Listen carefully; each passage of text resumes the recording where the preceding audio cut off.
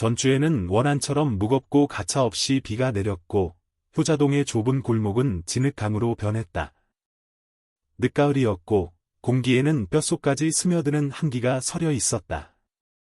가로등은 깜박이며 젖은 아스팔트 위에 희미한 후광을 비췄고 멀리 공단의 공장 소음이 폭풍우의 포효 아래 웅웅거렸다. 자전거 바퀴가 무릉덩이를 가르며 달렸고 라이더는 바람에 맞서 몸을 웅크린 채 낡은 비옷이 쓸모없이 펄럭였다. 27세의 배달원 강민수는 한 손에는 비닐로 싼 소포를, 다른 한 손은 미끄러지지 않도록 핸들을 꽉 쥐고 힘껏 페달을 밟았다. 흠뻑 젖은 천 아래 깡말은 그의 몸이 떨렸고 어머니의 낡은 바느질 자국이 간신히 비옷을 지탱하고 있었다. 빗방울 하나하나가 얼굴을 찔렀지만 그는 시선을 앞으로 고정한 채 폭우 속 흐릿한 도로 표지판을 훑었다. 민수의 삶은 배달, 마감, 그리고 빚의 순환이었다. 류마티스 관절염으로 몇 년째 병상에 누워 계신 그의 어머니는 벽에서 곰팡이 냄새가 나고 난방기가 스퍼터링, 가끔 튀는 소리를 내며 작동하는 하는 전주 한옥마을 근처의 비좁은 월세방에서 기다리고 있었다. 그가 버는 돈 한 푼 한 푼은 어머니의 약값이나 집주인의 성급한 문 두드림에 쓰였다. 오늘 밤, 그는 또 늦었다. 그의 손에 들린 소포, 어떤 사무직원이 주문한 작은 화장품 상자는 15분 안에 배달되어야 했다. 시간을 놓치면 배달료를 잃고 빗줄기보다 더 깊게 상처를 낼 수 있는 목소리를 가진 그의 상사 박지훈에게 또 한 번 호된 꾸지람을 들어야 했다. 배달 지점으로 가는 골목은 지름길이었지만 좁고 비포장이며 진흙으로 미끄러워 위험했다. 민수의 타이어가 그곳으로 들어서면서 흔들렸고 자전거 체인이 힘겹게 삐걱거렸다.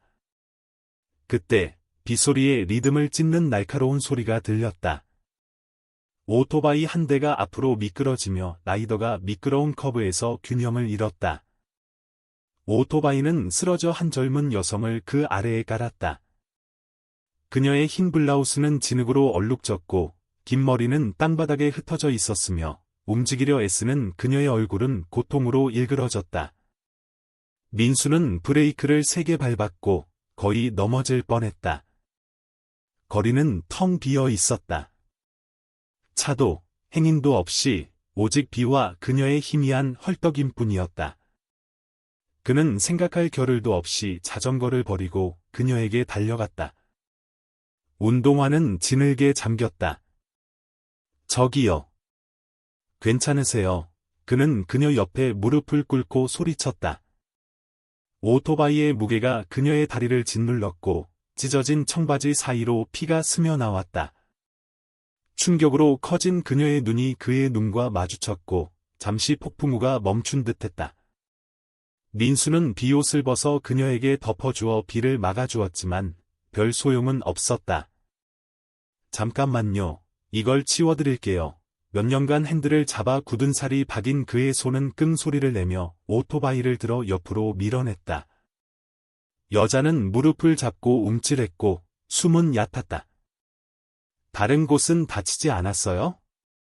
머리는요? 민수는 가슴속 공포에도 불구하고 차분한 목소리로 물었다.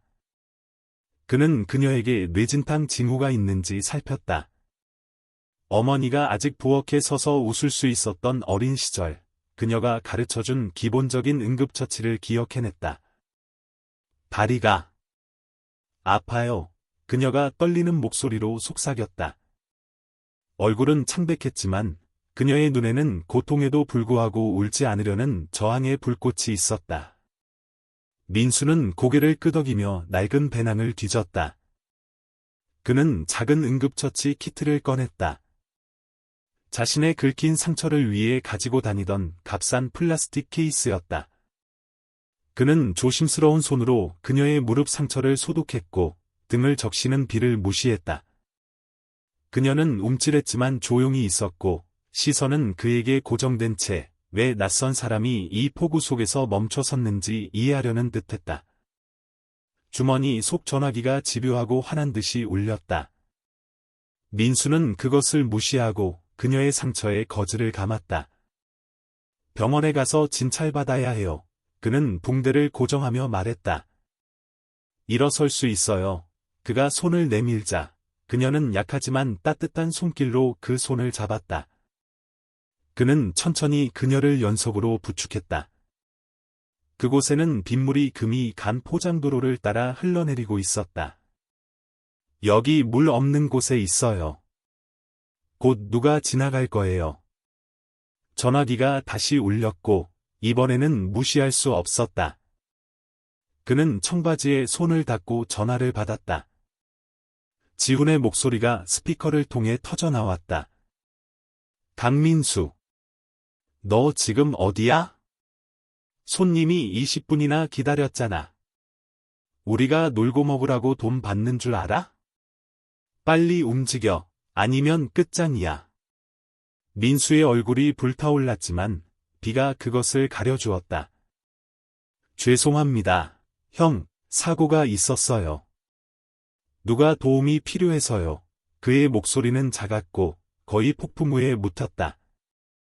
사고? 그게 너랑 무슨 상관이야? 넌 배달원이지, 빌어먹을 구급대원이 아니잖아. 그 소포 배달해. 아니면 돌아올 생각 마. 전화가 끊기고 오직 비의 꾸준한 북소리만 남았다. 민수는 어깨를 축 늘어뜨린 채 전화를 주머니에 넣었다. 그는 알 수 없는 표정으로 그를 지켜보는 그녀에게 돌아섰다. 가봐야 해요. 그는 무거운 목소리로 말했다. 비옷은 가지세요.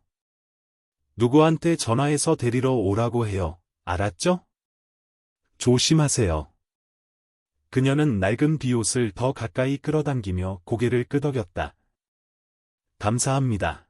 그녀의 목소리는 민수가 알 수 없는 무게를 담고 있었다. 그는 거즈 포장지 조각에 자신의 번호를 휘갈겨 그녀의 손에 쥐어주었다. 필요한 거 있으면 전화해요. 그리고 그는 다시 자전거에 올라 소포를 꽉 쥔 채 빗속으로 페달을 밟았다. 그의 실루엣은 회색 장막 속으로 사라졌고 그녀는 연석에 홀로 남아 비옷의 희미한 온기가 어깨에 머물렀다. 그녀의 이름은 한서연이었고 평범한 여자가 아니었다. 24세의 그녀는 전라북도 최대 유통망 중 하나인 전주물류의 CEO 한동식의 외동딸이었다.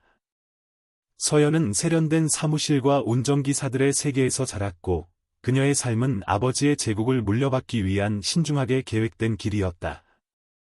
하지만 그 길은 새장처럼 느껴졌다. 그녀는 그날 오후 어머니 김혜진과 다툰 후 서신동의 빌라를 뛰쳐나왔다. 어머니는 또다시 회사의 경영연수 프로그램에 참여하라고 압박했다. 책임감에서 계속 도망칠 수는 없어. 어머니의 목소리는 칼날처럼 날카로웠다. 서연은 숨막히는 기대를 벗어나고 싶은 마음에 오토바이 열쇠를 움켜쥐고 뛰쳐나왔다. 이제 낯선 사람의 비옷을 두른 채 진흙 속에 앉아 있으면서 그녀는 세상이 바뀌는 것을 느꼈다. 그 배달원의 전화통화에서 그의 이름을 민수라고 들었다. 은 그녀가 누구인지, 왜 여기에 있는지 묻지 않았다. 그는 망설이지 않았고 계산하지 않았다. 그는 그저 행동했을 뿐, 자신의 편안함, 자신의 시간, 어쩌면 직업까지도 그녀를 위해 포기했다. 서연의 손이 비옷을 꽉 쥐었다. 갈아빠진 천에서는 땀과 소독약 냄새가 희미하게 풍겼다. 그녀는 수많은 사람들을 만났다. 임원들, 인턴들, 부모님이 승인한 구원자들. 하지만 아무도 그녀를 그렇게 솔직한 걱정의 눈빛으로 바라본 적은 없었다. 빌라로 돌아오자 비가 바닥에서 천장까지 이어진 창문을 두드렸다. 서연은 아직 진흙으로 축축한 청바지를 입은 채 절뚝거리며 안으로 들어갔다. 어머니는 계단 꼭대기에 서서 팔짱을 끼고 불만의 가면을 쓴 얼굴이었다. 어디 갔었니? 지금 몇 시인 줄 알아? 생쥐 꼴이구나. 넘어졌어요. 서연의 목소리는 평탄했다. 그녀는 배달원이나 아직 가방에 든 비옷에 대해서는 언급하지 않았다. 어머니의 눈이 붕대 감은 무릎으로 향했지만 묻지는 않았다. 혜진은 결코 묻지 않았다. 내일 회사에 와야 그녀가 대신 말했다. 익산에 새 물류센터 면접이 있어. 늦지 마.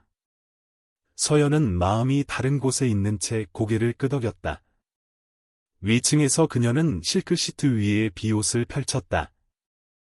그 낡은 가장자리가 선명하게 대조되었다. 그녀는 전화기를 꺼내 민수가 준 번호를 입력했다. 무슨 말을 해야 할지 몰라 손가락이 키 위에서 망설였다. 마침내 그녀는 타자를 쳤다. 도와주셔서 감사합니다. 저는 이제 괜찮아요. 당신은요? 그녀는 너무 생각하기 전에 전송 버튼을 눌렀고 심장이 알 수 없이 두근거렸다. 민수의 밤은 배달로 끝나지 않았다. 30분 늦게 소포를 배달한 후 그는 전주 고속버스 터미널 근처의 허름한 건물인 배차센터에서 지훈의 폭언을 견뎌야 했다. 너는 쓸모없어. 지훈이 책상에 클립보드를 던지며 쏘아붙였다.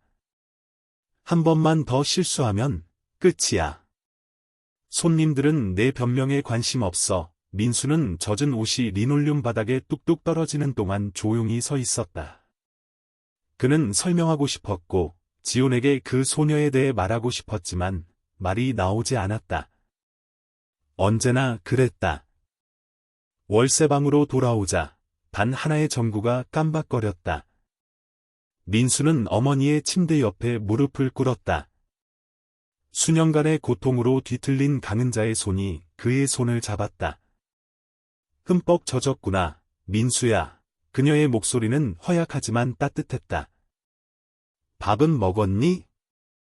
괜찮아요, 엄마. 그는 억지로 미소를 지으며 거짓말을 했다. 늦은 배달이나 직장을 잃을 위협에 대해서는 말하지 않았다. 대신 그는 인스턴트 라면 한 그릇을 데워 차가운 공기 속에서 김이 피어오르는 것을 보며 그녀에게 작은 숟가락으로 떠먹여 주었다. 그녀가 먹는 동안 그는 비 속의 소녀, 고통과 감사가 새겨진 그녀의 얼굴을 생각했다. 그녀가 괜찮은지, 집에 잘 도착했는지 궁금했다. 전화기가 울렸다. 모르는 번호로부터 온 메시지였다. 그는 서연의 문자를 읽었고 가슴이 조여왔다. 저는 괜찮아요. 그가 답장했다. 무사하셔서 다행입니다. 그는 망설이다가 덧붙였다. 오토바이는 죄송해요. 고칠 수 있으면 좋겠네요. 다음 날 아침, 민수는 여전히 창문을 두드리는 빗소리에 잠을 깼다. 어머니의 약이 떨어져 가고 있었고 월세는 3일 후에 내야 했다. 이 직업이 필요했지만 지훈의 경고가 머릿속에서 메아리 쳤다. 낡은 운동화 끈을 묶을 때 그는 밤사이에 문틈으로 밀어 넣어진 바닥의 전단지를 발견했다. 그것은 전주물류의 익산 새 물류센터 구인 공고였다. 학위가 필요 없는 초급 운영 직원. 급여는 현재 일보다 좋았고 복리 후생도 있었다. 그의 심장이 빨라졌다. 이것이 탈출구가 될 수 있을까?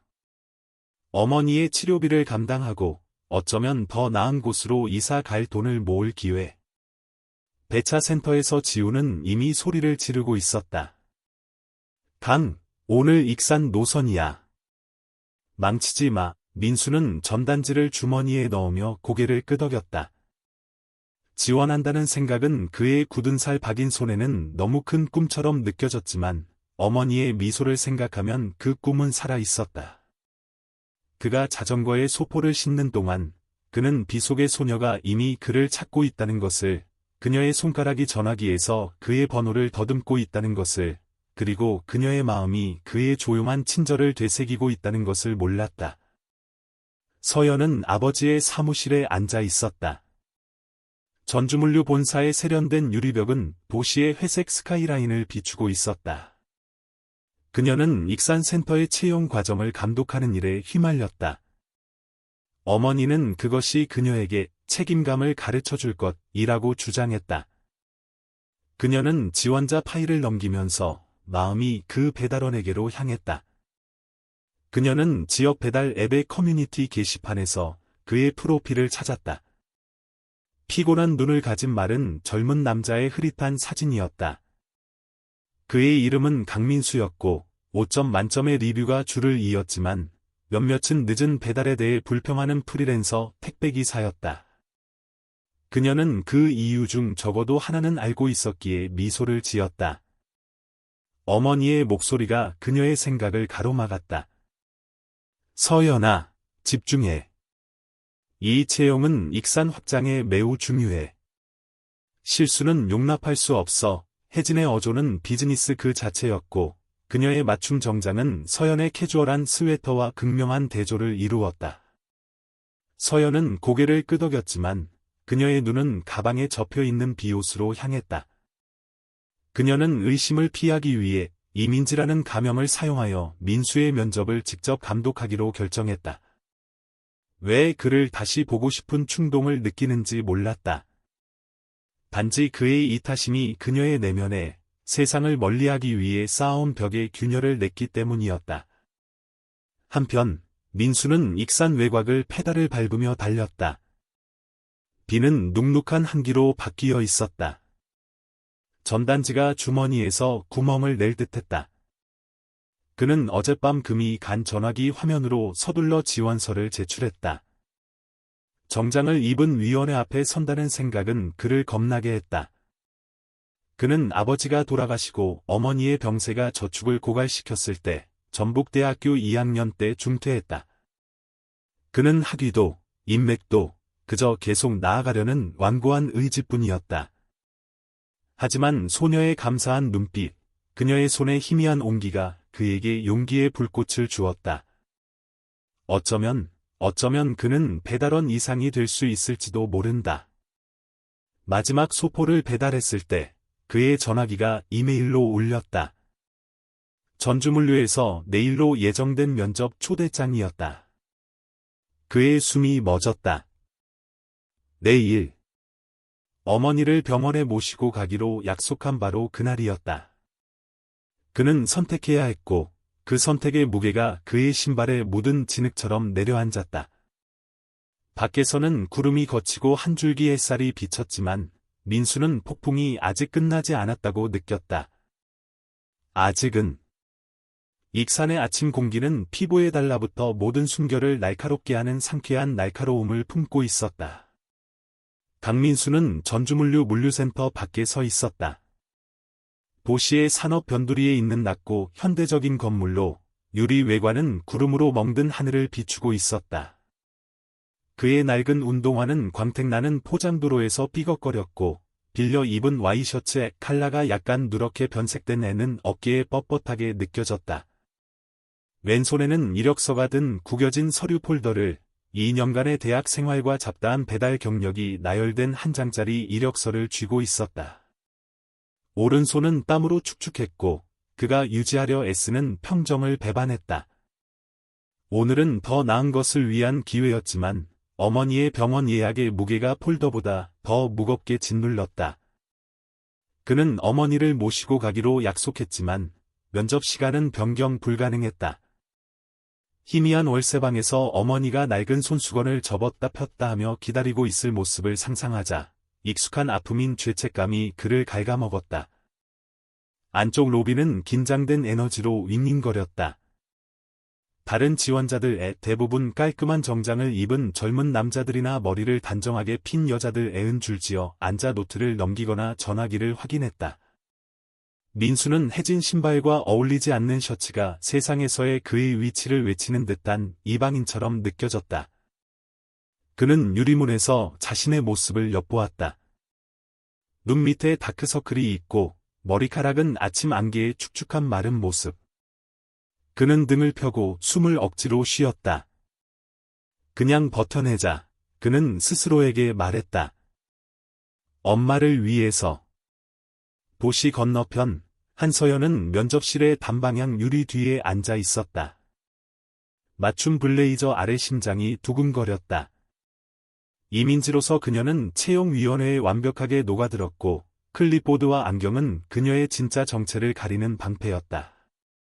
어머니 김혜진은 그녀가 업무를 배우기 위해 그 과정을 감독해야 한다고 주장했지만 서연의 초점은 단 하나, 강민수였다. 그의 파일은 그녀 앞에 펼쳐져 있었고 간결하지만 정직했으며 각 줄은 고군분투하는 삶의 증거였다. 그녀는 펜으로 그의 이름을 더듬으며 그가 그녀를 위해 멈춰 섰던 비 오는 밤, 그녀의 무릎에 붕대를 감아주던 그의 흔들림 없던 손길을 기억했다. 그 행동에 이타적이고 계산되지 않은 애은 그녀의 내면에 그녀가 특권적인 삶주의에 쌓아온 냉소주의의 균열을 냈었다. 이제 그녀는 그를 다시 보고 싶었고 그 비옷 뒤의 남자를 이해하고 싶었다. 문이 열리고 민수가 망설이지만 단호한 발걸음으로 들어섰다. 위원회의 3명의 남자와 서연애는 그가 깊이 허리를 숙일 때 그의 폴더가 손에서 약간 떨리는 것을 지켜보았다. 면접관장인 최상우라는 엄격한 남자가 앞으로 몸을 기울였고 형광등 아래 그의 안경이 반짝였다. 강민수 씨, 맞습니까? 자기소개 부탁합니다. 민수는 목을 가다듬었고 그의 목소리는 낮지만 꾸준했다. 저는 27세이고 전주 출신입니다. 3년 동안 주로 프리랜서로 배달 일을 했습니다. 몸이 안 좋으신 어머니와 함께 살고 있어서 어머니를 부양하기 위해 일합니다. 대학은 마치지 못했지만 열심히 일하고 빨리 배웁니다. 그의 말은 꾸밈없고 세련되지 않았지만 서연의 펜을 멈추게 하는 조용한 확신을 담고 있었다. 왜 물류업인가요? 또 다른 면접관인 박태준이라는 젊은 남자가 회의적인 어조로 물었다. 당신은 소포를 배달해왔습니다. 운영을 처리할 수 있다고 생각하는 이유가 뭔가요? 민수의 눈이 바닥으로 향했다가 다시 위로 향했다. 저는 길을 알고, 지름길을 알고, 일이 잘못될 수 있는 방식을 압니다. 잘못된 지도 때문에 운전사들이 길을 잃거나 소포가 늦게 도착했을 때 손님들이 불평하는 것을 봤습니다. 저는 그런 것들을 고치고 모든 사람이 더 원활하게 일할 수 있도록 도울 수 있다고 생각합니다. 그의 대답은 그의 일상적인 고단함에 기반한 실용적인 것이었지만 서연은 그의 논리에서 불꽃을 포착했다. 다른 사람들이 혼란으로 보는 곳에서 패턴을 보는 마음. 최 면접관이 눈썹을 치켜 올렸다. 이틀 전 배달이 늦었더군요. 설명해 주시겠습니까? 민수의 턱이 굳어졌고 서연의 숨이 멎었다. 그녀는 그 이유를 알고 있었다. 그가 그녀를 위해 멈춰 섰기 때문이다. 그녀는 약간 앞으로 몸을 기울였고 클립보드는 그녀의 뛰는 생각을 가리는 방패였다. 민수는 망설이다가 말했다. 사고가 있었습니다. 한 여성이 오토바이에서 떨어져 다리가 끼었습니다. 그녀를 그냥 둘 수 없었습니다. 연석으로 부축하고 상처에 붕대를 감아주었습니다. 시간이 걸렸지만 다시 그럴 겁니다. 방은 조용해졌다. 박 면접관은 부드럽게 코웃음을 치며 메모를 끄적였지만 서연의 심장은 쿵쾅거렸다. 그녀는 말하고 싶었고 그를 변호하고 싶었지만 민지로서 그녀는 중립을 지켜야 했다. 대신 그녀는 신중하게 고른 목소리로 물었다. 그 선택이 당신의 직업을 잃게 한다면요? 그만한 가치가 있었나요? 민수는 그녀가 누구인지 모르는 채 그녀의 시선과 마주쳤다. 그녀를 그냥 뒀다면 직업은 유지했을지도 모릅니다. 하지만 그날 밤 잠을 못 잤을 겁니다. 옳은 일을 하는 것은 얻는 것에 관한 것이 아닙니다. 자신이 감당할 수 있는 것에 관한 것입니다. 그의 말은 단순하지만 날카롭게 공중에 맴돌았다. 최 면접관은 천천히 고개를 끄덕였고 박 면접관의 펜은 조급하게 두드렸다. 서연은 메모를 끄적였다. 정직함, 리더십 잠재력, 그녀는 표정을 중립적으로 유지했지만 내면에서는 존경심과 이름 붙일 수 없는 더 깊은 무언가가 솟구쳤다. 면접이 끝나고 민수는 로비로 나왔다. 어깨는 가벼워졌지만 마음은 무거웠다. 그는 정직하게 대답했지만 그것으로 충분했을까? 다른 지원자들은 세련되고 자신감 넘쳐 보였고 이력서는 자격증으로 두꺼웠다. 그는 전화기를 쳐다보았다. 어머니에게서 온 메시지는 없었지만 병원 예약이 다가오고 있었다. 그는 서둘러 가야 했다. 밖으로 나왔을 때 안개가 짙어져 익산을 회색 안개로 뒤덮었다. 그는 2층 창문에서 서연이 그의 파일을 손가락으로 더듬으며 그를 지켜보는 한 쌍의 눈을 알아차리지 못했다. 배차 센터로 돌아오자 민수의 상사인 박지훈이 기다리고 있었다. 또 늦었구나. 그가 배달 전표 뭉치를 카운터에 던지며 쏘아붙였다. 그리고 전주물류에 지원했다고 들었는데. 이제 우리가 웃음냐? 그의 어조는 날카로웠지만 눈에는 불안의 불꽃이 있었다. 지훈은 팀을 통제하는 것으로 권위를 쌓았고 민수의 조용한 능력은 그 통제를 위협했다. 저는 그냥 어머니를 부양하고 싶을 뿐입니다. 민수는 목소리를 낮게 유지하며 말했다. 그는 지훈의 말을 무시하고 자전거에 소포를 실었다. 하지만 그가 페달을 밟고 떠날 때 배차 센터에 새로운 얼굴이 나타났다. 최근에 고용된 이동현이라는 젊은 남자로 매끄러운 머리카락과 더 날카로운 혀를 가지고 있었다. 동현은 민수의 면접에 대한 소문을 듣고 기회를 보았다. 저 녀석은 가망 없어. 그가 다른 택배기사에게 비웃으며 중얼거렸다. 학위도 없고 인맥도 없어. 너무 큰 꿈을 꾸고 있는 거야. 동현의 경멸은 단순히 직업적인 경쟁심만이 아니었다. 그는 항상 쫓겨날 위기에서 간신히 살아가는 가족에서 자랐고 매력과 교활함으로 안정적인 직업을 얻었다. 민수의 조용한 성실함은 비난처럼 느껴졌고 동현이 생존을 위해 버린 정직함을 상기시켰다. 그는 단지 민수가 실패하기를 바라는 것이 아니었다. 자신이 더 낫다는 것을 증명하고 싶었다. 병원에서 민수는 살균제와 걱정 냄새가 나는 멸균된 대기실에서 어머니 강은자 옆에 앉아 있었다. 그녀의 손은 지팡이를 꽉 쥔 채 떨렸고 눈은 그의 얼굴을 훑었다. 안 와도 됐어, 민수야. 그녀가 부드럽게 말했다. 이미 너무 힘들게 일하잖아. 오고 싶었어요. 그는 억지로 미소를 지으며 거짓말을 했다.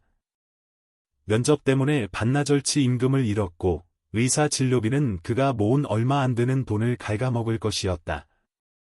하지만 어머니의 허약한 모습, 한때 활기찼던 얼굴이 이제 고통으로 새겨진 것을 보면 선택은 분명했다. 그는 그녀를 위해 수많은 기회를 놓쳤다.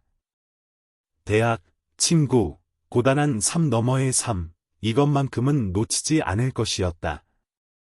의사의 소식은 암울했다. 은자의 상태는 악화되고 있었다. 새로운 치료 계획이 없으면 그녀의 이동 능력은 더욱 저하될 것이었다. 비용은 엄청났고 민수가 1년 동안 배달 일을 해서 벌 수 있는 것보다 많았다. 병원을 나설 때 은자가 그의 손을 꽉 쥐었다. 나 때문에 걱정하지 마, 그녀가 말했다. 너만 있으면 돼. 하지만 그녀의 말은 그의 결심을 더욱 깊게 할 뿐이었다. 전주물류의 직업은 단지 기회가 아니었다. 필수였다. 그날 밤, 민수는 월세방 창가에 앉아 있었다. 비가 다시 내리기 시작했고 불안한 유령처럼 유리를 두드렸다. 전화기가 울렸다. 서연의 답장이었다. 오늘 잘하셨어요. 포기하지 마세요. 그는 그 메시지를 쳐다보았고 희미한 온기가 추위를 뚫고 들어왔다. 왜 그녀가 문자를 보냈는지, 왜 그가 그렇게 신경 쓰는지 몰랐지만 그녀의 말은 어둠 속의 생명줄처럼 느껴졌다. 다음 날, 민수는 익산 물류센터에서 시험 근무를 위해 전주물류로 다시 불려갔다. 그는 일찍 도착했고 심장이 두근거리며 창고로 들어섰다. 컨베이어 벨트의 덜그럭거리는 소리와 직원들의 외침으로 가득 찬 동굴 같은 공간이었다. 그의 상사인 김우식이라는 무뚝뚝한 남자가 그에게 클립보드를 건넸다. 적재 담당이야. 우식이 민수의 낡은 신발을 쳐다보며 말했다. 망치지 마. 일은 고되었고 무거운 상자를 쌓고 적하 목록을 확인하고 혼란스러운 소포의 흐름을 탐색해야 했다. 이미 굳은 살이 박인 민수의 손은 창고에 거친 불빛 아래 상자를 들어 올리느라 아팠다. 그의 동료들 노련한 노동자들과 야심찬 신입사원들이 섞여 애은 그를 경계하며 지켜보았다. 그들 중에는 친구의 인맥을 통해 시험 근무를 하게 된 이동현이 있었다. 동현은 젊은 직원들에게 소리를 지르고 자신감 넘치는 미소를 지으며 자신을 주장하는 데 시간을 낭비하지 않았다. 그가 민수가 특히 무거운 상자를 힘겹게 들어 올리는 것을 보고 비웃었다. 도와줄까, 배달 소년? 아니면 아직 영웅놀이 중이야? 민수는 그를 무시하고 일에 집중했다. 하지만 하루가 지날수록 작은 사고들이 쌓여갔다. 잘못된 라벨이 붙은 상자, 지연된 트럭. 직원들 사이에 속삭임이 퍼졌고 동현의 목소리가 가장 컸다. 신입이 우리 속도를 늦추고 있어. 그가 점심시간에 한 무리에게 민수가 들을 수 있을 만큼 큰 소리로 말했다. 일주일도 못 버틸걸. 서연은 관제실 모니터로 모든 것을 지켜보고 있었다. 그녀는 업무 평가를 핑계로 시험 근무를 감독하겠다고 자원했지만 그녀의 눈은 민수에게 있었다. 그녀는 그의 조용한 집중력, 모든 라벨을 2번 확인하는 방식, 비웃음에도 불구하고 힘들어하는 동료를 돕는 방식을 알아차렸다. 그녀는 또한 동현의 교활한 시선, 그가 우연히 민수의 상자 더미를 부딪혀 넘어뜨리는 방식을 보았다. 그녀의 턱이 굳어졌지만 그녀는 침묵을 지키며 메모를 끄적였다.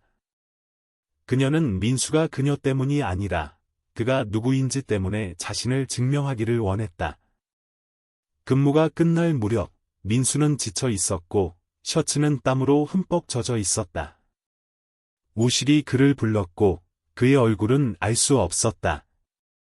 너는 빠르지는 않지만 꼼꼼하구나. 내일 어떻게 하는지 보자. 칭찬은 아니었지만 해고도 아니었다. 민수는 심장이 약간 뛰며 고개를 끄덕였다. 창고를 나설 때 비는 그쳤고 익산의 스카이라인 위로 희미한 무지개가 아치를 그렸다. 그는 서연이 여전히 그를 지켜보고 있다는 것을, 그녀의 펜이 클립보드에서 그의 이름을 동그라미 치고 있다는 것을, 그리고 그녀의 마음이 그에게 공정한 기회를 주기 위한 계획으로 가득 차 있다는 것을 몰랐다. 하지만 창고의 그림자 속에서 동현은 이미 음모를 꾸미고 있었다. 그는 민수가 일하는 방식, 그가 나이든 직원들에게 조용한 끄덕임을 받는 방식을 보았다. 그것은 단순히 경쟁이 아니었다. 개인적인 것이었다. 동현은 민수 같은 하찮은 존재가 자신을 능가하게 두기에는 너무 열심히 싸웠다. 그가 작은 도구 감독관의 키카드 L을 주머니에 넣을 때 그의 입술이 계획으로 말려 올라갔다. 민수의 시험은 훨씬 더 어려워질 것이었다. 익산 물류센터는 기계의 끊임없는 리듬으로 윙윙거렸고 콘크리트 바닥은 굴러가는 팔레트와 서두르는 발걸음의 무게 아래 진동했다. 강민수는 이마에서 땀을 닦았고 몇 시간 동안 상자를 나르느라 팔이 아팠다. 그의 2번째 시험 근무는 첫 번째보다 더 힘들었고 트럭이 들어왔다 나갔다 하면서 속도는 가차없었다. 창고 공기는 골판지와 디젤 냄새로 가득했고 이미 해진 빌려 입은 와이셔츠는 등에 달라붙었다. 그는 체계적으로 움직였고 적하 목록과 라벨을 대조하며 혼란에 대한 방패로 집중력을 유지했다. 하지만 그는 자신을 향한 시선에 이동현의 날카롭고 계산적인 시선이 그의 모든 움직임을 추적하는 것을 느꼈다. 동현은 팔레트 더미에 기대어 감독관의 키카드를 주머니에 숨겼다. 그는 점심시간에 김우식의 책상에서 그것을 슬쩍 가져왔다. 질투심에 불타오른 무모한 행동이었다. 민수의 조용한 능력은 그를 거슬리게 했고 동현이 오래전에 야망 아래 묻어버린 정직함을 상기시켰다. 그는 우식이 민수의 잠재력에 대해 중얼거리는 것을 엿들었고 그 단어는 불타올랐다. 동현은 중퇴한 배달원이 영구직 기회를 훔쳐가게 두지 않을 것이었다. 키카드는 그의 지렛대였다. 지문을 남기지 않고 민수의 일을 방해할 방법. 관제실 위층, 한서연은 클립보드를 무릎에 올려놓고 모니터를 통해 창고 바닥을 지켜보았다. 이민지로서 그녀는 감독팀에 녹아들었고 안경과 포니테일은 그녀 아래의 상속녀를 가렸다. 그녀는 어머니 김혜진을 설득하여 시험 근무를 감독하게 해달라고 했고 운영 통찰력을 위한 것이라고 주장했다. 사실 그녀는 민수를 위해 여기에 있었다. 그녀의 호기심은 이름 붙일 수 없는 무언가로 깊어지고 있었다. 그녀의 책상 위에는 그의 파일이 펼쳐져 있었고 그 희박한 세부사항은 그녀가 거의 이해하지 못하는 삶의 지도였다. 학위도, 안전망도, 그저 계속 나아가려는 완고한 의지뿐이었다. 그녀는 지금 그가 상자를 조심스럽게 쌓고 똑딱거리는 시계에도 불구하고 힘들어하는 동료를 돕기 위해 잠시 멈추는 것을 보았다. 그의 이타심은 그 비 오는 밤, 그녀의 어깨를 덮어주던 그의 비옷, 폭풍 속에서 흔들리지 않던 그의 손길을 상기시켰다. 하지만 그녀는 또한 동현을 보았다. 그의 교활한 움직임이 그녀의 눈에 띄었다. 어깨 너머로 힐끗 보고 손을 주머니에 넣는 것, 그녀는 눈살을 찌푸리며 모니터에 더 가까이 다가갔다. 무언가 이상했다. 동현이 시험 근무자에게 출입금지 구역인 제한된 적재 구역으로 들어갔을 때 그녀의 직감이 번쩍했다. 그녀는 메모를 끄적였다. 이동현의 무단 출입, 아직 증거 없이는 행동할 수 없었지만 그녀는 그에게서 눈을 떼지 않았다. 근무가 끝날 무렵 민수는 불일치를 발견했다. 서울로 향하는 고가치 소포인 전자제품 선적이 적화 목록에서 누락되었다. 그는 클립보드를 다시 확인했고 심장이 내려앉았다. 그 상자들은 1시간 전에 그의 팔레트에 있었고 스캔되어 준비되어 있었다. 이제 그것들은 사라졌다. 그는 창고를 훑어보았고 맥박이 빨라졌다.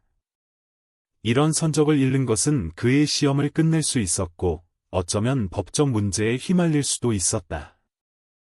그는 운전사에게 소리를 지르고 있는 우식에게 다가갔다. 과장님, 문제가 있습니다. 선적 4721에 제가 둔 곳에 없습니다. 우식의 눈이 가늘어졌다. 없다니 무슨 말이야? 스캔했잖아, 안 그래? 네, 과장님. 민수의 목소리는 차분했지만 긴장되었다. 2번 확인했습니다. B-12 팔레트에 있었는데 지금은 없습니다. 우식은 팔레트로 달려갔고 민수가 뒤따랐다. 그 자리는 비어 있었고 상자들이 있었던 곳에는 희미한 먼지 자국만 남아 있었다. 이건 내 책임이야. 우식이 으르렁거렸다. 선적을 잃으면 넌 끝이야. 찾아내, 아니면 경영진에 보고할 거야. 민수의 속이 뒤틀렸지만 그는 고개를 끄덕이며 머리를 빠르게 굴렸다. 그는 발걸음을 되짚어 창고의 모든 팔레트, 모든 구석을 확인했다. 직원들은 어떤 이는 동정으로, 어떤 이는 무관심으로 그를 힐끗 보았다. 한편 동현은 휴게실 근처에 머물며 거짓된 걱정에 가면을 썼다. 그는 훔친 키카드를 사용하여 제한된 구역으로 상자를 옮겨 잠긴 보관 구역에 접근했다. 계획은 간단했다. 민수가 책임을 지게 하고 그가 신뢰할 수 없다는 것을 증명하고 자신의 자리를 확보하는 것, 개인적인 감정은 아니었다고 동현은 스스로에게 말했다. 생존이었다. 관제실에서 서연의 눈은 모니터 사이를 오갔다. 그녀는 동현이 이전에 제한된 구역으로 들어가는 흐릿한 이미지를 포착했다. 상자 더미처럼 보이는 것을 들고 있었다. 그녀의 턱이 굳어졌다. 그녀는 직접 그를 마주할 수 없었다. 민지로서 말이다. 하지만 그녀는 행동할 수 있었다. 그녀는 라디오를 두드렸다. 우식 과장님, 제안 구역 시 구역을 확인해 주세요. 거기서 무단 움직임을 받습니다. 우식은 민수에게 따라오라고 손짓하며 인정의 으르렁거림을 냈다. 이게 내 선적이길 바래. 그들은 잠긴 문에 도착했고 우식은 키카드를 긁어가. 하지만 카드가 없었다. 그의 얼굴이 어두워졌다. 누가 여기 들어왔지? 그는 벨트에서 예비 열쇠를 꺼내며 중얼거렸다. 문이 딸깍 소리를 내며 열렸고 사라진 상자들이 드러났다. 깔끔하게 쌓여 있었지만 분명히 제자리에 있지 않았다. 민수는 안도의 한숨을 내쉬었고 안도감은 혼란과 뒤섞였다. 제가 옮기지 않았습니다, 과장님. 맹세합니다. 우식의 눈이 그를 꿰뚫었다. 그럼 누가 그랬지? 누군가 장난을 치고 있어. 그는 보안팀의 영상을 검토해달라고 라디오로 전했고 목소리는 퉁명스러웠다. 민수는 얼어붙은 채 서 있었고 의심의 무게가 그의 어깨를 짓눌렀다. 그는 상자들이 어떻게 거기에 갔는지 몰랐지만 이것이 사고가 아니라는 것은 알았다. 서연은 위에서 지켜보았고 펜이 클립보드를 두드렸다. 그녀는 민수를 구했다. 지금은 말이다. 하지만 동현을 폭로하려면 직감 이상의 것이 필요했다. 그녀는 증거가 필요했고 어머니의 조급함이 그녀를 시험 과정에서 끌어내기 전에 빨리 필요했다. 그날 저녁, 민수는 월세방으로 돌아왔다. 몸은 아팠지만 마음은 더 무거웠다. 창고에서의 거의 재앙에 가까운 일은 전주의 축축한 한기처럼 그에게 달라붙었다. 그는 어머니 강은자가 창가에 앉아 더 이상 읽을 수 없는 낡은 시집 위에 손을 모으고 있는 것을 발견했다. 단 하나의 전구가 그녀의 얼굴에 그림자를 드리웠고 수년간의 고통으로 새겨진 주름을 강조했다. 늦었구나. 그녀의 목소리는 부드럽지만 장난스러웠다. 좋은 하루였니? 민수는 망설이다가 그녀 옆에 무릎을 꿇었다. 힘들었어요. 하지만 아직 시험 기간이에요. 해낼 수 있을 것 같아요, 엄마. 그는 사라진 선적이나 우식의 눈에 서린 의심에 대해서는 언급하지 않았다. 대신 그는 동정심을 느낀 동료가 준 작은 김치통을 꺼냈다. 이거 드세요. 몸에 좋아요. 은자는 눈가에 주름이 지며 미소를 지었다. 넌 내게 너무 잘해, 민수야. 하지만 너도 내 몸을 챙겨야. 그녀는 그의 손을 잡았고 그 손길은 약하지만 따뜻했다. 내가 너무 많은 짐을 지고 있다는 거 알아. 그럴 필요 없어. 민수의 목이 메었다. 그는 그녀에게 직업에 대해, 그것이 품고 있는 희망에 대해, 그녀를 실망시킬까 두려운 마음에 대해 말하고 싶었다. 하지만 그는 그녀의 손을 꽉 쥘 뿐이었다. 괜찮아요, 엄마. 그냥 쉬세요. 전화기가 울렸다. 서연의 메시지였다. 오늘 잘하셨어요. 포기하지 마세요. 그는 그 단어들을 쳐다보았고 피로를 뚫고 희미한 온기가 전해졌다. 왜 그녀가 계속 문자를 보내는지, 왜 그녀의 격려가 그렇게 중요한지 몰랐지만 그것은 그를 안정시켰다. 그는 답장했다. 고마워요. 포기하지 않을게요. 다음 날 아침, 창고는 긴장감이 감돌았다. 우식은 밤새 보안 영상을 검토했고 증거는 명백했다. 이동현이 훔친 키카드를 사용하여 선적을 옮겼다. 정오까지 동현은 감독관 사무실에 서 있었고 그의 매력은 시무룩한 표정으로 바뀌었다. 여전히 민지인 서연은 회의에 참석했고 그녀의 얼굴은 무표정했지만 심장은 뛰고 있었다. 우식은 말을 아끼지 않았다. 너는 끝이야. 이 선적을 조작하고 키카드를 훔치다니. 이건 장난이 아니야. 나가. 동현의 눈이 저항으로 번쩍였지만 그는 아무 말도 하지 않고 가방을 챙겨 뛰쳐나갔다. 그가 창고에서 민수를 지나칠 때 그는 중얼거렸다. 운이 좋았구나, 배달 소년. 이게 끝이 아니야. 민수는 그의 시선과 마주쳤고 흔들리지 않았지만 아무 말도 하지 않았다. 그럴 필요가 없었다. 진실이 이겼다. 한 번은 말이다. 서연은 관제실에서 동현의 퇴장을 지켜보았고 안도감이 밀려왔다. 그녀는 자신의 역할을 드러내지 않고 우식에게 영상을 알려주어 자신의 신분을 지켰다. 하지만 그녀의 일은 끝나지 않았다. 그녀는 민수의 파일을 꺼내 메모를 추가했다. 압박 속에서도 회복력이 강함. 영구직으로 추천함. 그녀는 어머니가 그 결정에 의문을 제기할 것이라는 것을 알았다. 혜진은 인물보다 자격증을 선호했다. 하지만 서연은 그를 위해 싸울 준비가 되어 있었다. 그날 오후, 민수는 우식의 사무실로 불려갔다.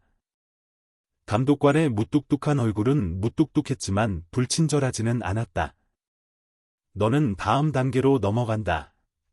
후회하게 만들지 마. 민수는 심장이 뛰며 고개를 끄덕였다. 보장은 아니었지만 기회였다. 사무실을 나설 때 그는 복도에서 민지를 엿보았고 그녀의 눈이 잠시 그의 눈과 마주쳤다. 그녀는 희미하게 미소를 짓고는 클립보드를 꽉 쥔 채 돌아섰다. 그날 밤 서연은 빌라에 앉아 책상 위에 접힌 비옷을 두고 있었다. 폭풍은 다시 돌아왔고 이제는 더 부드럽게 창문을 두드리는 소리였다. 그녀는 어머니에게 민수의 승진을 승인하도록 압박했고 그의 학위 부족보다는 그의 직업윤리를 주장했다. 혜진은 마지못해 양보했지만 경고했다. 그가 실망시키지 않도록 해, 서연아. 이건 내 결정이야. 서연은 위험을 감수했고 그녀의 마음은 빗속에서 멈춰 섰던 그 남자에게 있었다. 그녀는 민수에게 문자를 보냈다. 다음 단계 축하해요. 당신이 얻어낸 거예요. 그의 답장은 빨리 왔다. 고마워요. 어떻게 된 건지 모르겠지만 감사해요. 그녀는 미소를 지으며 키 위에서 손가락을 망설였다. 그녀는 그에게 자신이 누구인지 말하고 싶었고 그들의 세계 사이의 간격을 메우고 싶었지만 아직은 아니었다. 지금은 그녀는 지켜보고 보호하고 그들의 길이 다시 교차할 순간을 기다릴 것이었다. 빗속이 아니라 새로운 날의 빛 속에서. 한편 민수는 어머니 곁에 앉아 손에 든 채용 제안서를 들고 있었다. 최종적인 것은 아니었지만 희망이었다. 진짜 실체적인 희망. 밖의 비는 부드러워졌고 몇 년 만에 처음으로 그는 가능성의 불꽃을 느꼈다. 그를 도왔던 여자가 생각보다 가까이 있다는 것을, 그리고 그들의 이야기가 이제 막 시작되고 있다는 것을 그는 몰랐다. 익산 물류센터는 새벽의 첫 빛으로 윙윙거렸고 높은 창문을 통해 들어오는 희미한 빛이 강철 기둥에 반사되었다. 강민수는 이른 아침 차가운 공기의 입김을 내뿜으며 도착했다. 그의 시험 기간은 전주물류의 수습직으로 연장되었고 영구직을 향한 불안정한 발걸음이었다. 그 무게는 그가 쌓는 상자보다 더 무겁게 그의 어깨를 짓눌렀다. 내일은 그의 힘뿐만 아니라 항상 손이 닿지 않는 것처럼 느껴졌던 세상에 속할 수 있다는 것을 증명하는 능력을 시험하는 것이었다. 어머니의 악화되는 상태가 그를 몰아붙였다. 최근의 병원 방문은 그들의 저축을 고갈시켰고 새로운 치료 계획은 폭풍 구름처럼 드리워져 있었다. 이 직업은 그의 생명줄이었고 그는 비틀거릴 여유가 없었다. 민수는 적재 구역에서 일했고 바코드를 스캔하고 팔레트를 지시하는 그의 손은 흔들림 없었다. 창고 직원들은 동현 사건 이후 그에게 마음을 열었고 몇몇은 거친 존경의 끄덕임을 보냈다. 하지만 압박은 결코 가시지 않았다. 그의 상사인 김우식은 그를 면밀히 지켜보았고 그의 무뚝뚝한 태도는 약간 부드러워졌을 뿐이었다. 잘하고 있어, 우식이 어제 말했다. 그의 어조는 칭찬보다는 평가에 가까웠다. 하지만 아직 멀었어. 계속해. 민수는 그것을 도전으로 받아들였고 근육의 통증과 마음의 걱정에도 불구하고 집중력은 날카로웠다. 관제실 위층, 한서연은 여전히 이민지로 변장한 채 손에 태블릿을 들고 바닥을 감시했다. 업무 평가자로서의 그녀의 역할은 운영의 모든 구석에 접근할 수 있게 해주었지만 그녀의 눈은 민수에게 머물렀다. 그의 조용한 결심은 창고의 혼란 속에서 두드러졌고 기계의 덜그럭거리는 소리 속에서 꾸준한 리듬이었다. 그녀는 어머니의 회의적인 시선을 무릅쓰고 그의 수습직을 밀어붙였고 이제 그가 성공하는 것을 보는 것에 이상한 책임감을 느꼈다. 그녀의 클립보드는 그의 성과에 대한 메모에 효율적이고 신뢰할 수 있으며 팀 지향적 애로 가득 차 있었지만 그녀는 또한 더 작은 것들을 기록하는 자신을 발견했다. 낡은 운동화 끈을 2번 묶어 단단히 고정하는 방식, 동료가 고맙다고 했을 때 희미하게 미소 짓는 방식. 이러한 세부 사항들이 그녀를 끌어당겨 그녀의 생각 속으로 그를 더 깊이 엮어 넣었다. 정호의 상황이 바뀌었다. 서울의 한 전자제품 체인을 위한 긴급 주문인 주요 선적이 오류로 표시되었다. 여러 상자에 잘못된 라벨이 붙어 있었고 내용물은 적하 목록과 일치하지 않았다. 우식이 바닥으로 달려나왔고 그의 목소리가 소음을 뚫고 들려왔다. 앞으로 나와. 민수는 서둘러 다가갔고 속이 뒤틀렸다. 그는 항상 그랬듯이 라벨을 3번 확인하며 그 상자들을 직접 확인했다. 그 실수는 그의 것이 아니었다. 적어도 그는 그렇게 생각했다. 우식이 그에게 태블릿을 내밀었고 오류 보고서를 보여주었다. 이것들은 내 구역에서 나왔어. 설명해. 민수는 데이터를 훑어보았고 머리가 빠르게 돌아갔다. 제가 라벨을 제대로 붙였습니다, 과장님. 오전 8시에 적하 목록과 일련 번호를 대조했습니다. 그의 목소리는 차분했지만 의심이 스며들었다. 그가 무언가를 놓쳤을까? 피로가 그를 갉아먹고 있었고 어머니를 돌보느라 밤을 새운 것이 잠을 방해했다. 우식의 눈이 가늘어졌다. 그럼 어떻게 된 거지? 내가 또 조작당했다고 말하는 거야. 그 질문은 동현의 방의 공작의 기억이 아직 생생하게 남아있어 무겁게 내려앉았다. 민수는 고개를 저었고 확신이 없었다. 모르겠습니다, 과장님. 제가 고치겠습니다. 그러는 게 좋을 거야. 우식이 쏘아붙였다. 오후 3시까지 그 상자들 라벨 다시 붙이고 적재해. 아니면 다른 얘기를 하게 될 거야. 그는 민수를 가라앉는 느낌과 함께 남겨두고 가버렸다. 창고는 그 주위에서 윙윙거렸지만 그는 혼자인 것 같았고 의심의 무게가 다시 그의 어깨를 짓눌렀다. 민수가 부두로 돌아올 때 그는 팔에 서류를 가득 안고 창고를 서둘러 지나가는 민지와 거의 부딪힐 뻔했다.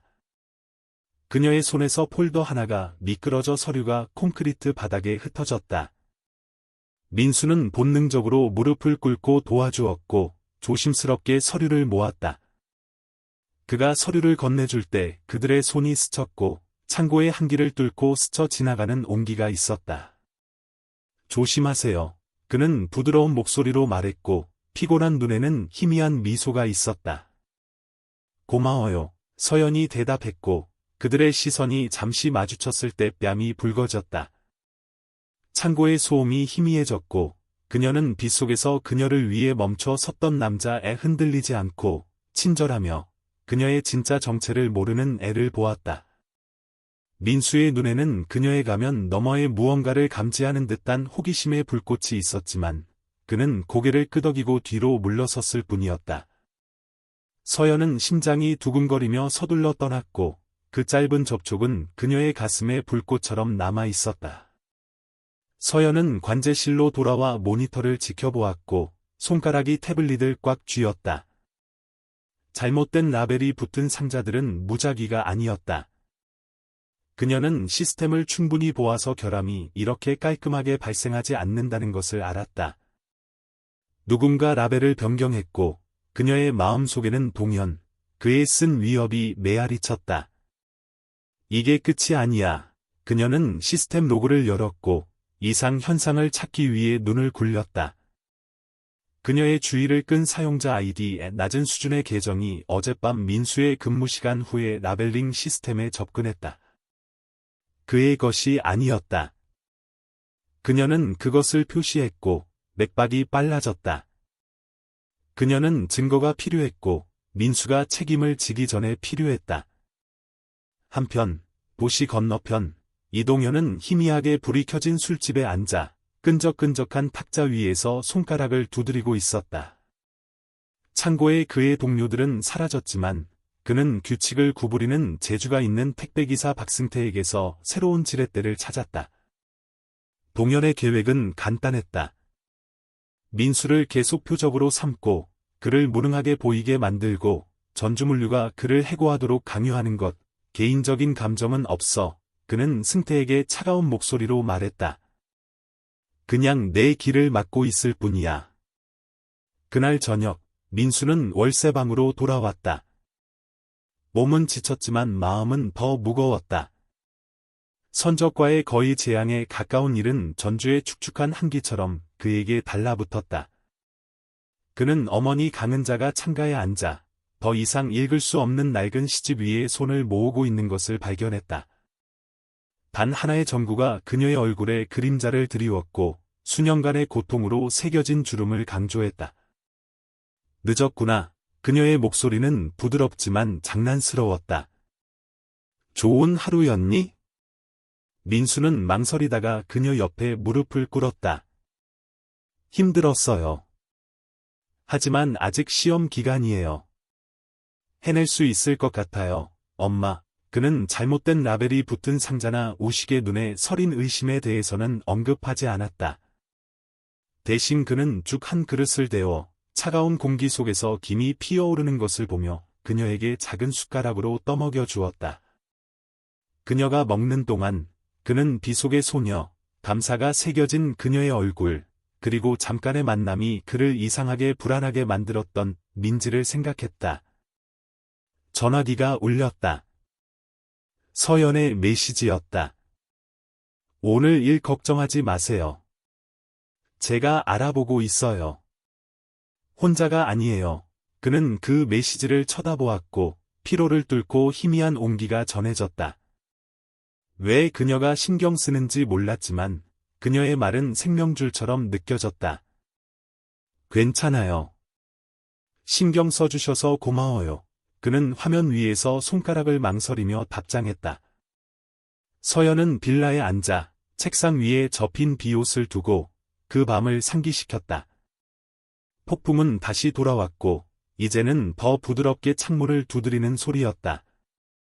그녀는 창고 로그를 더 깊이 파고들기로 결심했고 민수를 표적으로 삼는 사람이 누구든 그로부터 그를 보호하기로 결심했다.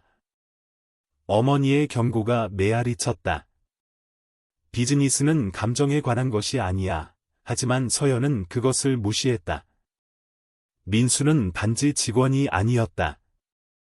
그는 친절함이 그것을 짓밟으려는 세상에서 견딜 수 있다는 증거였다. 한편 민수는 월세방에서 깨어 있었고 비의 리듬이 어머니를 잠들게 했다. 전주물류의 직업은 그들의 이야기를 다시 쓸 기회였지만 방해 공작 시도는 조여오는 올가미처럼 느껴졌다. 그러나 민지에 스쳐 지나가는 미소와 낯선 사람의 문자 메시지의 기억은 그의 내면에 무언가를 일으켰다. 혼자 싸우고 있지 않다는 믿음. 앞길은 불확실했지만 처음으로 그는 그것이 더 밝은 곳으로 이어질지도 모른다고 느꼈다. 익산 물류센터는 기계의 끊임없는 리듬으로 윙윙거렸고 콘크리트 바닥은 굴러가는 팔레트와 서두르는 발걸음의 무게 아래 진동했다. 강민수는 적재 구역에서 일했고 몇 시간 동안 상자를 나르느라 팔이 아팠다. 전주물류에서의 그의 수습직은 생명줄이었지만 압박은 가차 없었다. 어머니의 병원비가 드리워져 있었고 그녀의 저축통장은 그녀의 희생을 고통스럽게 상기시켰다.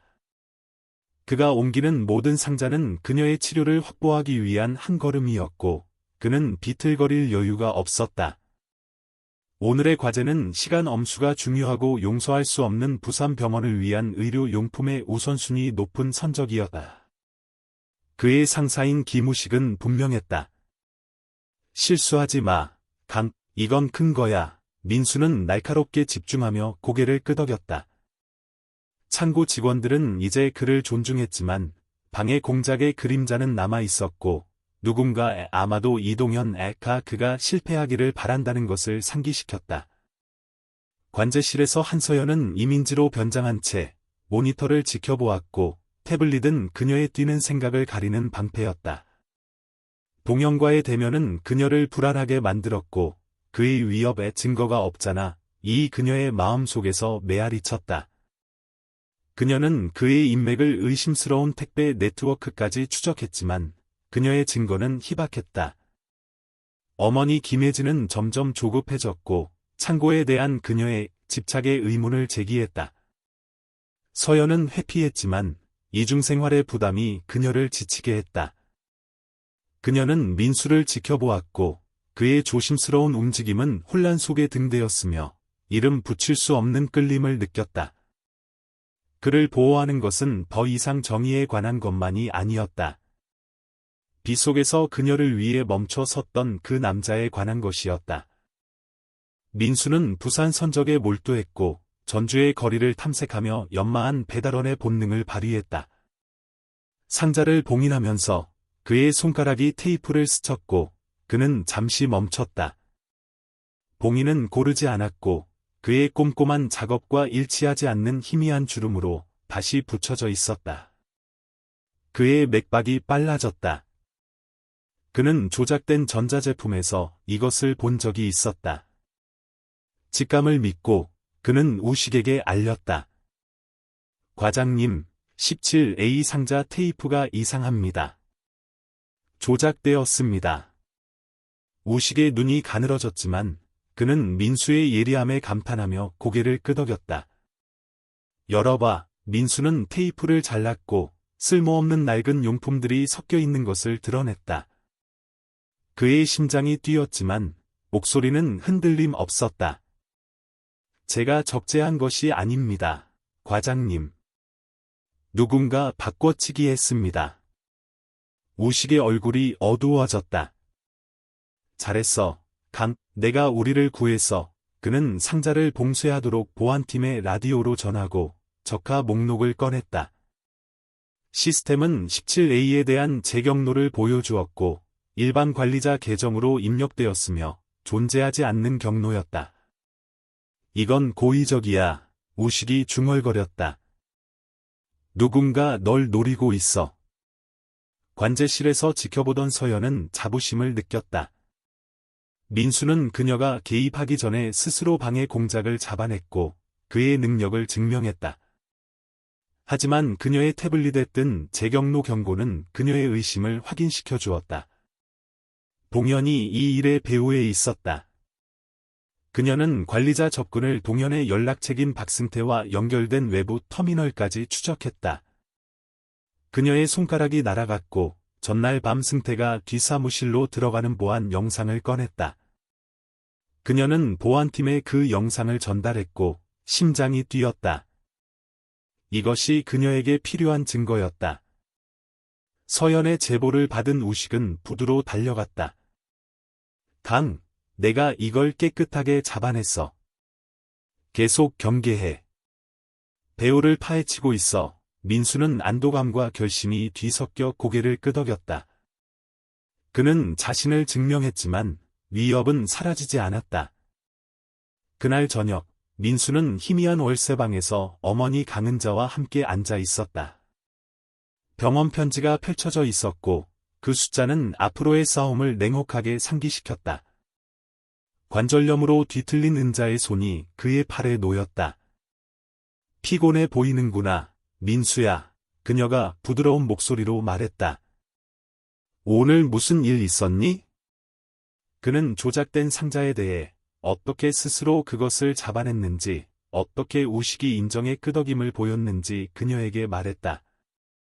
제가 막았어요, 엄마. 누가 이런 짓을 하는지는 모르겠지만 그들이 이기게 두지 않을 거예요. 그의 목소리에는 조용한 자부심이 담겨 있었고 미지의 무게로 누그러졌다. 은자의 눈이 반짝였다. 넌 사물을 보는 눈이 있구나, 내 아들. 그게 내 재능이야. 계속 그걸 믿어라. 수년간의 고난을 견뎌낸 그녀의 말은 그를 안정시켰다. 그는 그녀의 손을 꽉 쥐었고 결심의 불꽃이 더 밝게 타올랐다. 전화기가 울렸다. 서연의 메시지였다. 오늘 정말 대단했어요. 이번에는 제 도움이 필요 없었네요. 민수는 미소를 지었고 감사함과 호기심이 뒤섞였다. 고마워요. 노력하고 있어요. 그는 망설이며 답장했다. 그녀의 지지는 그녀가 왜 신경 쓰는지 이해하지 못하더라도 생명줄처럼 느껴졌다. 도시 건너편, 동현은 허름한 술집에서 술을 마시며 분노를 사겼다. 승태의 실패는 쓰라렸지만 그는 끝나지 않았다. 민수의 성공은 개인적인 모욕이었고 자신의 추락을 상기시켰다. 그는 승태에게 몸을 기울였고 목소리는 낮았다. 한 번 더 크게 해. 강은 여기서 멀쩡히 걸어나가지 못하게 해. 승태는 탐욕스러운 눈으로 고개를 끄덕였다. 계획은 무모했지만 동현은 상관없었다. 그는 민수가 무너지기를 원했다. 빌라로 돌아온 서연은 책상 위에 놓인 비유수와 함께 앉아 있었다. 창문을 두드리는 부드러운 빗소리가 그날 밤을 떠올리게 했다. 그녀는 다시 민수를 구했지만 그의 예리함이 형세를 역전시켰다. 그녀는 다시 영상을 틀었고 결심이 굳어졌다. 동현의 시간은 끝나가고 있었고 그녀는 그가 대가를 치르게 할 것이었다. 월세방에서 민수는 깨어 있었다. 어머니의 숨소리가 옆에서 부드럽게 들렸다. 직업은 그의 것이었지만 싸움은 끝나지 않았다. 그가 키워온 희망의 불꽃은 자신의 승리와 낯선 사람의 신비로운 지지에 힘입어 더 강하게 타올랐다. 폭풍은 여전히 주위를 맴돌고 있었지만 그는 그것과 맞설 준비가 되어 있었다. 익산 물류센터는 새벽녘의 고단함으로 윙윙거렸다. 형광등이 콘크리트 바닥에 선명한 그림자를 드리웠다. 강민수는 이제 며칠간의 끊임없는 노동으로 구겨진 전주물류 유니폼을 입고 적재 구역을 오갔다. 그의 정규직은 생명줄이었지만 압박은 가차 없었다. 어머니의 병원비가 드리워져 있었고 그녀의 저축통장은 그녀의 희생을 고통스럽게 상기시켰다. 그가 쌓는 모든 상자, 그가 스캔하는 모든 바코드는 그녀의 치료를 확보하기 위한 한 걸음이었고 그를 작게 만들었던 삶을 뛰어넘을 수 있다는 것을 증명하는 것이었다.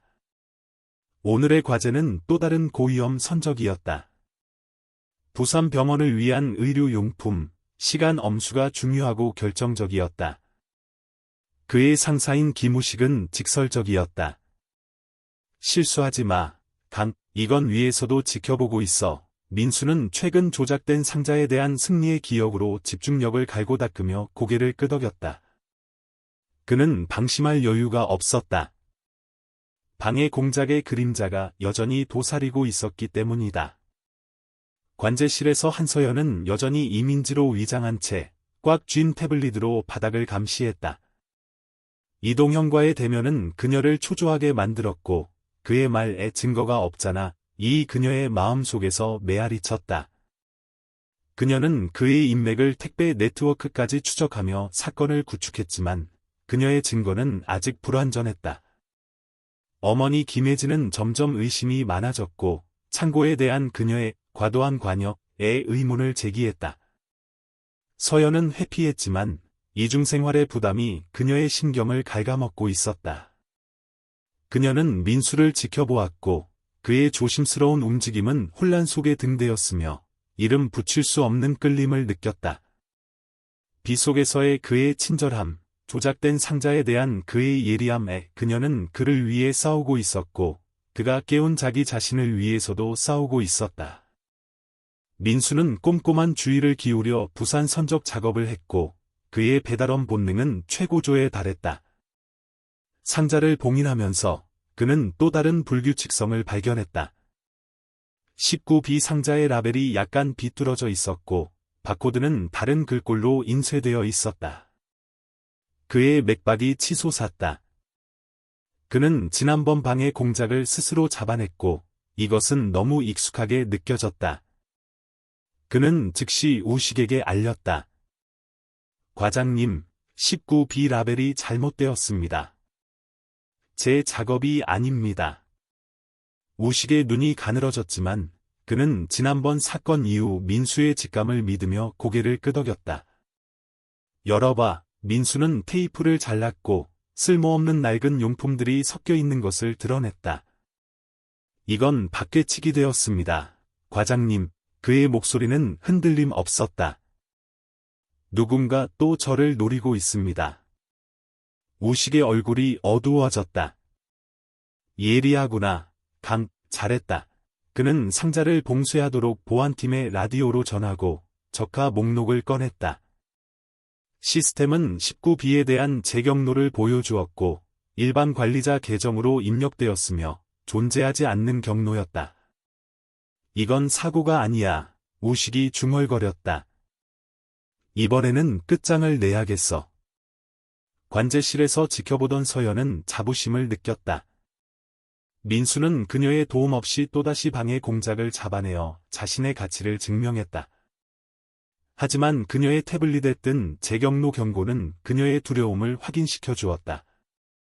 동현이 이 일의 배후에 있었다. 그녀는 관리자 접근을 동현의 연락책인 박승태와 연결된 외부 터미널까지 추적했다. 그녀의 손가락이 날아갔고 전날 밤 승태가 뒷사무실로 들어가는 보안 영상을 꺼냈다. 그녀는 보안팀에 그 영상을 전달했고 심장이 뛰었다. 이것이 마지막 조각이었다. 서연의 제보를 받은 우식은 부두로 달려갔다. 또 한 건 했구나. 계속해. 이번에는 그 자식을 잡았어. 민수는 안도감과 결심이 뒤섞여 고개를 끄덕였다. 그는 다시 자신을 증명했지만 위협은 사라지지 않았다. 그날 저녁, 민수는 희미한 월세방에서 어머니 강은자와 함께 앉아 있었다. 병원 편지가 펼쳐져 있었고 그 숫자는 앞으로의 싸움을 냉혹하게 상기시켰다. 관절염으로 뒤틀린 은자의 손이 그의 팔에 놓였다. 피곤해 보이는구나, 민수야. 그녀가 부드러운 목소리로 말했다. 오늘 무슨 일 있었니? 그는 조작된 상자에 대해 어떻게 스스로 그것을 잡아냈는지, 어떻게 우식이 인정의 끄덕임을 보였는지 그녀에게 말했다. 제가 막았어요, 엄마. 누가 이런 짓을 하는지는 모르겠지만 그들이 이기게 두지 않을 거예요. 그의 목소리에는 조용한 자부심이 담겨 있었고 미지의 무게로 누그러졌다. 은자의 눈이 반짝였다. 넌 사물을 보는 눈이 있구나, 내 아들. 그게 내 재능이야. 계속 그걸 믿어라. 수년간의 고난을 견뎌낸 그녀의 말은 그를 안정시켰다. 그는 그녀의 손을 꽉 쥐었고 결심의 불꽃이 더 밝게 타올랐다. 전화기가 울렸다. 서연의 메시지였다. 오늘 정말 대단했어요. 당신이 옳다는 걸 증명하고 있네요. 민수는 미소를 지었고 감사함과 호기심이 뒤섞였다. 고마워요. 노력하고 있어요. 그는 망설이며 답장했다. 그녀의 지지는 그녀가 왜 신경 쓰는지 이해하지 못하더라도 생명줄처럼 느껴졌다. 서연은 신속하게 행동했다. 그녀는 증거의 로그, 영상, 동영과의 녹음 앱을 수집하여 자신의 이름을 빼고 회사 보안 책임자에게 보냈다. 정오까지 승태는 구금되었고 그의 자백이 쏟아져 나왔다. 동현이 민수의 평판을 망치기 위해 상자를 바꿔치기 하라고 돈을 주었다는 것이다. 경찰은 그날 오후 동현이 늘 가던 술집에서 그를 체포했고 수갑이 채워지자 그의 저항은 무너졌다. 보안팀으로부터 브리핑을 받은 우식은 민수를 사무실로 불렀다. 동현은 끝났어. 방해 공작, 사기, 명예훼손 혐의로 기소될 거야. 한동안 감옥에 있을 거다. 민수는 안도감이 밀려오며 고개를 끄덕였다. 그를 괴롭히던 그림자는 사라졌지만 시간, 신뢰, 끊임없는 싸움이라는 대가는 남아 있었다. 감사합니다, 과장님. 그의 목소리는 흔들림 없었다. 관제실에서 서연은 체포 보고서가 들어오자 숨을 내쉬었다. 그녀는 위협을 끝냈지만 민지로서의 그녀의 역할은 풀리고 있었다. 혜진은 그날 저녁 그녀를 빌라로 소환했고 그녀의 얼굴은 통제된 분노의 가면이었다. 내가 간섭하고 있었구나, 서연아. 이 민지 연기에 얼마나 숨길 수 있을 거라고 생각했니? 한 직원에게 친절하게 대하지만 우리 평판을 위협하고 있어. 설명해봐. 서연은 똑바로 섰고 목소리는 흔들림 없었다. 저는 회사를 보호했습니다, 엄마. 강민수는 자산이에요. 정직하고 예리하고 신뢰할 수 있죠. 누군가 그를 파괴하려고 했고 저는 그것을 막았습니다. 그게 리더십입니다. 그녀의 말은 어머니의 냉정한 실용주의에 도전하는 것이었다. 혜진의 눈이 가늘어졌지만 그녀는 논쟁하지 않았다. 위험한 게임을 하고 있구나. 대가를 치르지 않도록 그녀는 서연을 돌려보냈지만 그 경고는 무겁게 남아 있었다. 서연은 민지로서의 시간이 끝났다는 것을 알았다. 그녀는 민수와 자기 자신으로 마주해야 했다. 다음 날, 민수는 우식의 사무실로 불려갔다. 감독관의 무뚝뚝한 태도가 약간 부드러워졌다. 넌 견실해. 경영진이 이대로만 하면 팀장직을 고려하고 있어. 그들을 실망시키지 마. 민수의 가슴이 조여왔고 희망과 불신이 싸웠다. 감사합니다, 과장님. 그는 깊이 허리를 숙였다. 사무실을 나설 때 그는 복도에서 민지를 보았다. 안경은 없었고 자세는 열려 있었다. 그녀가 앞으로 나서며 부드러운 목소리로 말했다. 강민수 씨, 드릴 말씀이 있어요. 그는 그녀의 어조에 담긴 무게를 느끼며 잠시 멈췄다. 무슨 일이죠? 그녀는 숨을 고르고 그의 눈과 마주쳤다. 저는 이민지가 아니에요. 저는 한서연입니다. CEO의 딸이죠. 빗속에서 그날 밤 저를 도와주셨기 때문에, 그리고 당신이 그럴 가치가 있기 때문에 당신을 지켜보고 있었어요.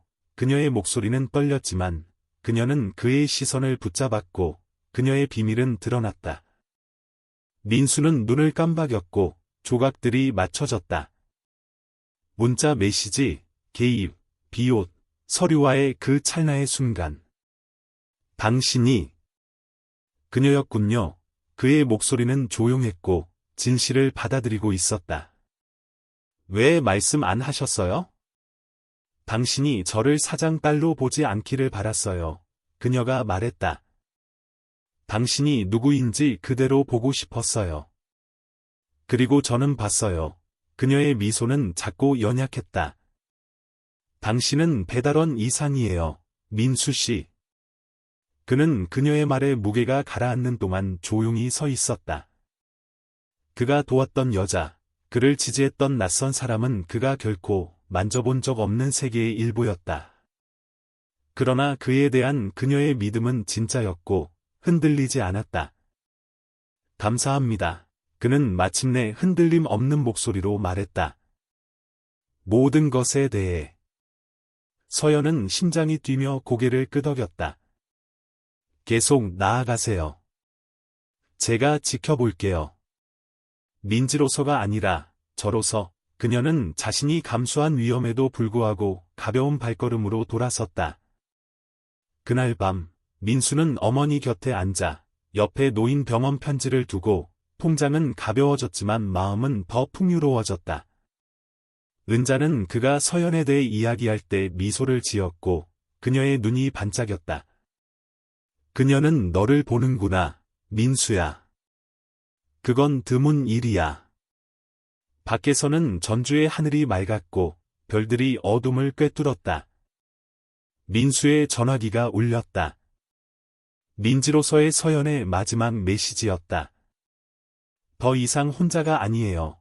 그는 답장하지 않았지만 그의 내면의 불꽃은 어머니의 믿음, 서연의 신뢰, 그리고 자신의 입증된 힘에 힘입어 더 밝게 타올랐다. 폭풍은 지나갔지만 앞길은 이제 막 시작되고 있었다. 그와 서연이 낯선 사람이 아니라 빛 속에서 동등하게 함께 걸어갈 수 있는 길. 시청자 여러분, 빛 속의 불꽃 여정에 함께해 주셔서 감사합니다. 역경 속에서도 선량함을 믿고 인내하는 감동적인 이야기였습니다. 이 이야기의 각 부분은 여러분의 비 오는 날을 헤쳐나가는데 조금이나마 힘이 되기를 바라는 마음으로 쓴 진심 어린 작품입니다. 이 이야기가 의미 있었다면 좋아요를 눌러 응원해주시고 앞으로 나올 에피소드를 놓치지 않도록 채널을 구독해주세요. 여러분의 응원은 저희가 마음을 울리는 이야기를 계속해서 만들어 나가는데 큰 원동력이 됩니다. 감사합니다. 다음 편에서 뵙겠습니다.